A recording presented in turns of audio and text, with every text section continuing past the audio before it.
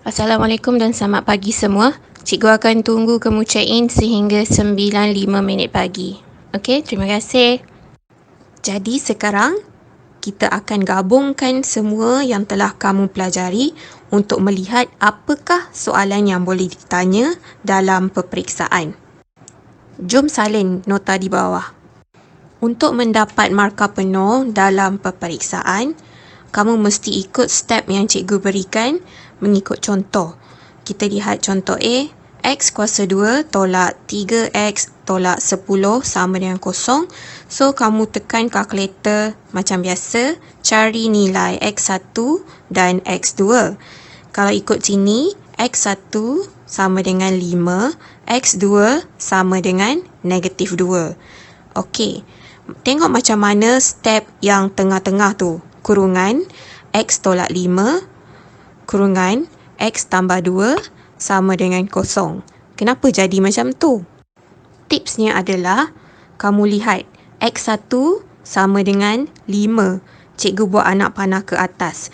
Jawapan dalam kurungan adalah negatif 5. Jika kamu dapat jawapan positif dalam kurungan, tukar kepada negatif. Lihat pula X2. X2 kamu dapat negatif 2. Jadi dalam kurungan, positif 2. Jika kamu mendapat puncanya, X1 sama dengan negatif 3, X2 sama dengan 6. Jadi jawapan dalam kurungan, X1 sama dengan negatif 3. Jawapan dalam kurungan, X tambah 3. X2 sama dengan 6. So, dalam kurungan, X tolak 6. Kalau yang nombor macam tu senang, cuba lihat kalau kamu dapat nilai-nilai X itu dalam bentuk pecahan. Jika kamu mendapat punca X1 sama dengan 1/2, apa yang perlu ada dalam kurungan? Mestilah tolak 1. Tapi kamu lihat, kenapa 2X? Dia menjadi 2X sebab 1/2 bahagi 2. Jika jawapan kamu bahagi 2, maka jawapan dalam kurungan adalah sebaliknya, iaitu darab 2. Cuba kita lihat X2 sama dengan negatif 1/4. Jadi, jawapan kamu negatif kan? Confirm dalam kurungan positif. Jadi, kita lihat jawapan kamu per 4. Jadi, confirm dalam kurungan 4 darab. Untuk menambah kefahaman kamu, jom kita lihat apakah jawapan untuk kurungan ini bagi soalan latihan tadi. Sekarang cikgu merujuk kepada soalan 1, iaitu X kuasa 2 tambah 7/2X tolak 2 sama dengan kosong. Jawapan dalam kurungan ialah 2X tolak 1. Kemudian kurungan yang kedua, X tambah 4.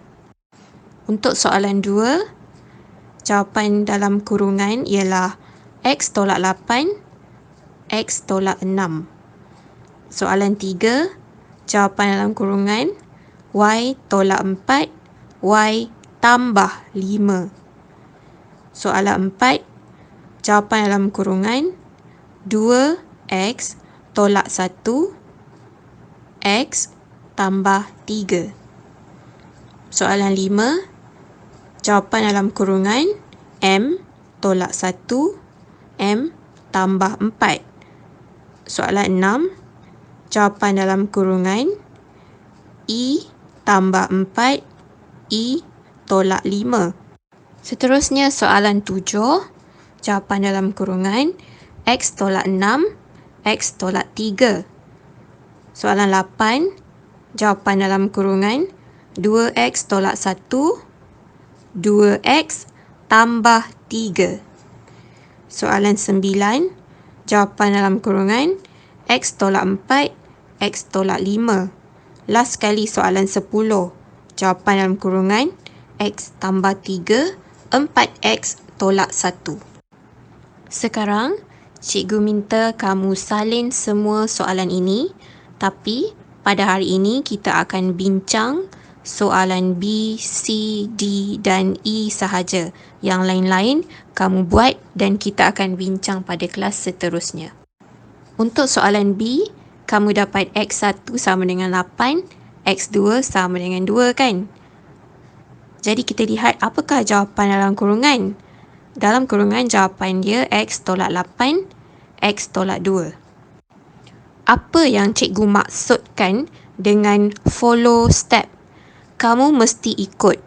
Yang pertama, markah yang pertama ialah merujuk kepada bentuk am, iaitu AX kuasa 2 tambah BX tambah C sama dengan kosong.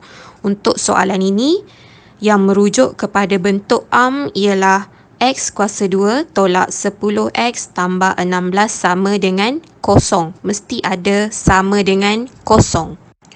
Markah yang kedua ialah markah kurungan itu, bukan markah X1, X2. Cikgu ulang sekali lagi, kamu mesti tulis kurungan dahulu, barulah kamu tulis jawapan X1 dan X2.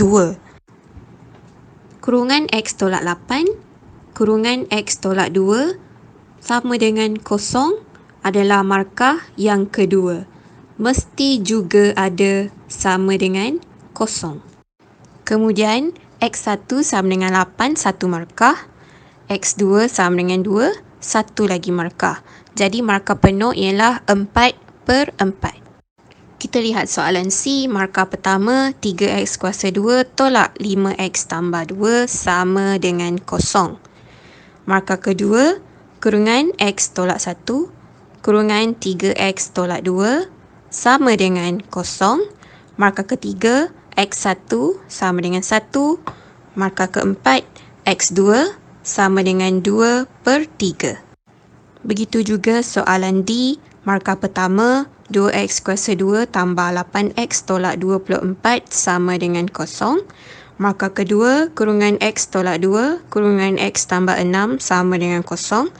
Markah ketiga, X1 sama dengan 2, X2 sama dengan negatif 6. Cikgu sentiasa ingatkan untuk kamu follow step. Apa yang akan jadi kalau kamu tak follow step? Lihat pada gambar yang cikgu bagi ni. Mesti follow step untuk markah penuh. Markah penuh ialah 4/4. Apa jadi kalau kamu tak follow? Cuba lihat. Kamu tulis jawapan X1 3/2, X2 negatif 3. Jawapan kamu betul, tapi step kamu salah. Apa kesannya?